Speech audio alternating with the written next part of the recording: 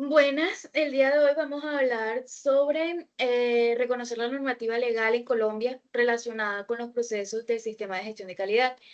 Mi grupo está conformado por Catherine Romero, mi persona, Kemelis Pérez y Braulio Caro. Básicamente, este trabajo es una guía para abordar tres aspectos fundamentales para las empresas en Colombia.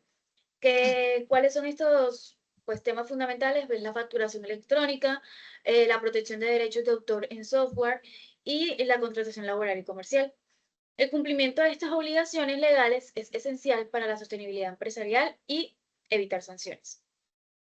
En cuanto a la facturación para clientes y proveedores, el texto como tal de la facturación electrónica es obligatoria desde 2024 para todos los contribuyentes, regulada por el Estatuto Tributario, Decreto 1625 de 2016 y resolución de la DIAN 042 de 2020 y 165 de 2023. ¿Cuáles son aquellos requisitos de la factura electrónica? O sea, lo que debe llevar la factura electrónica. Los elementos obligatorios son los datos del emisor, es decir, razón social, NIC, dirección, régimen tributario, datos del cliente, nombre, identificación, dirección, información transaccional, consecutivo, fecha, descripción, valores, impuestos, elementos técnicos como el código único de facturación electrónica, el código QR y la firma digital. Documentos electrónicos, pues son la factura electrónica de venta, las notas crédito y débito y pues los documentos de soporte, compras a no obligados. En cuanto al proceso de facturación a clientes, pues se genera en software autorizado, validante DIAN, o se obtiene el código único de facturación electrónica, enviar, y se envía pues por PDF en 48 horas. Por lo general, pues por correo. De proveedores, pues se valida el código único de facturación electrónica, se revisa el contenido, se generan eventos de recepción y pues se conserva durante 5 años. En cuanto a las sanciones, pues las cláusulas del establecimiento son de 1 a 3 días, multas del 1% de ingresos, rechazo de deducciones y posible responsabilidad penal. Bueno, yo les voy a hablar acerca de los derechos de autor en software. Ellos tienen una protección legal. El software es protegido como obra literaria según la Ley 23 de 1982 y la Decisión Andina de 351 de 1993. La protección surge automáticamente con la creación de este mismo software. Los derechos de autor pueden ser morales y patrimoniales. Los morales son irrenunciables, como la paternidad, la integridad y la divulgación de este software. Y los patrimoniales si son transferibles y hacen referencia más a la reproducción, distribución y transformación de este software. La titularidad según el tipo de contrato hace referencia es a cuando se es un empleado o cuando se es un contratista independiente de una empresa determinada. Cuando se es un empleado, los derechos patrimoniales de este software o de cualquier, digamos,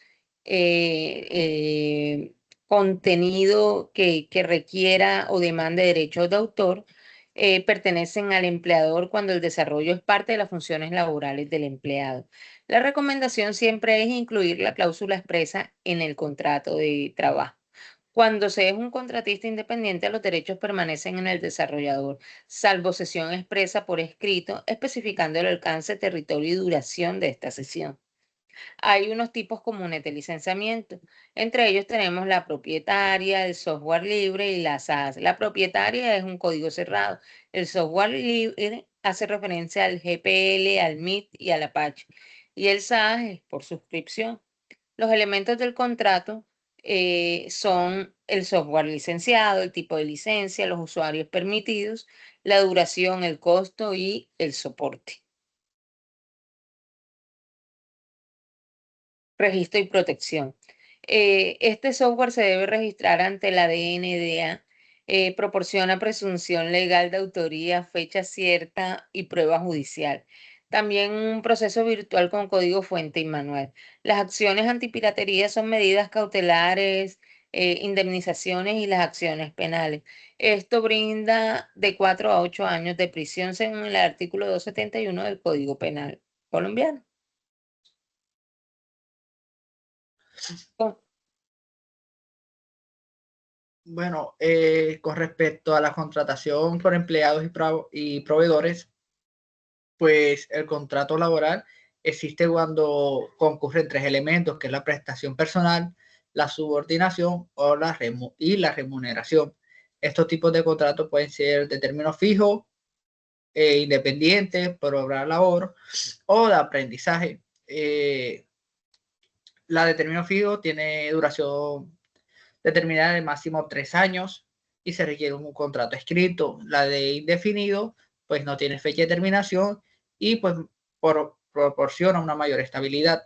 La de obra labor es limitado a una ejecución de una obra en específica y de aprendizaje, pues para estudiantes.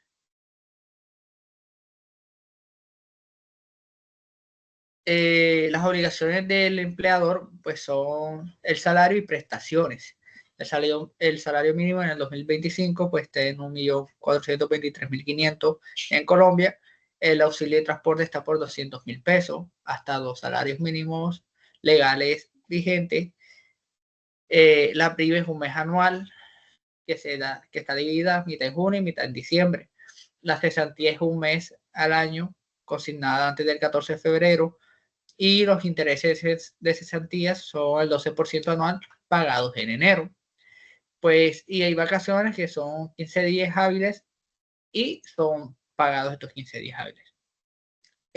Con respecto a la seguridad social, pues de salud se paga un 12,5%, donde el 8,5% es el empleador y el 4% el trabajador. Con la pensión es un 16%, el 12% del empleador y el 4% del trabajador. En los riesgos va desde el 0,5 hasta 6,96. Depende del riesgo que esté expuesto y esto lo paga el empleador. Y para temas de parafiscales como el SENA es el 2%, el ICBF el 3%, las cajas el 4%.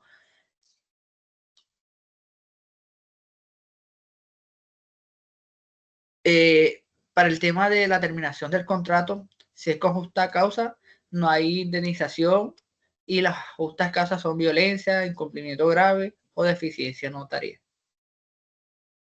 Una deficiencia notoria.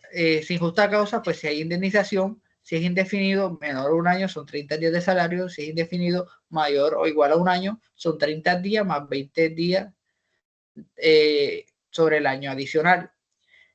El término fijo, pues son salarios faltantes hasta la finalización. Para la contratación para proveedores, pues tienen como característica la independencia técnica, sin subordinación, honorarios, que no es el salario, y sin prestaciones sociales. Los elementos de este contrato pues son el objeto y obligaciones específicas, el plazo de ejecuciones, valor y formas de pago, la confidencialidad y la gestión de propiedad intelectual. Para la prevención de la relaboralización, pues se pretende evitar establecer horarios fijos, exigir exclusividad, dar órdenes sobre metodologías o pagar por un tiempo de lugar en el resultado. El riesgo de este tipo de contratos es pago de retroactivo de prestaciones y multas de hasta 5 salarios mínimos legales mensuales vigentes. El otro son contratos con proveedores de bienes, que esto es como la compraventa, que es la descripción, cantidad, precio, plazos de entrega y las garantías. Cuando es de suministro, son las entregas periódicas, las frecuencias, las cantidades y la duración. Cuando son contratos de proveedores de bienes con cláusulas recomendadas, estaría la garantía de calidad, la cláusula penal, que va del 10 al 20%, confidencialidad y la resolución de los conflictos. Como conclusión, pues tenemos que el cumplimiento de estas obligaciones legales en facturación, la propiedad intelectual y contratación, pues es fundamental para una sostenibilidad en las empresas en Colombia. Como puntos claves, pues tenemos tres, que la facturación electrónica es obligatoria para todos, optimiza procesos y evita sanciones significativas. En el derecho de autor, pues proteger el software mediante cláusulas contractuales siendo claras y teniendo un registro ante el DNDA. Y para la contratación es diferenciar correctamente los tipos de contratos laborales comerciales que se dan en Colombia para así evitar contingencias costosas. Muchas gracias.